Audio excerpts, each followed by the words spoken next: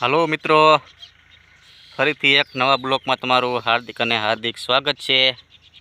તો આજે આપણે વાત કરવાની છે મિત્રો આઈપીએલની, જે ભારત અને પાકિસ્તાનની યુદ્ધ વચ્ચે આઈપીએલ રદ થઈ હતી।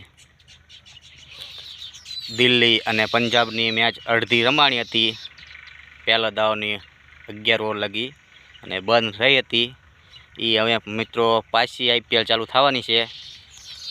આઈપીએલ 17 તારીખથી ચાલુ થશે મિત્રો, ફરીને બાકીની મેચો છે એ। અને પહેલી મેચ છે રોયલ ચેલેન્જર બેંગ્લોર અને કોલકાતા નાઇટ રાઇડર્સ છે મિત્રો। તો આઈપીએલમાં રસ ધરાવતા હોય તો જોઈજો મિત્રો। અમે પાછા અત્યારે ભારત પાકિસ્તાનનું યુદ્ધ સીઝફાયર બંધ થઈ ગયું છે, એટલે આઈપીએલ ફરીથી ચાલુ થઈ જવાની છે મિત્રો। અને બીજી એક, રોહિત શર્મા અને વિરાટ કોહલી ટેસ્ટમાંથી બીએ નિવૃત્તિ જાહેર કરી દીધી છે મિત્રો। એ એક પણ તમને કહી દઉં।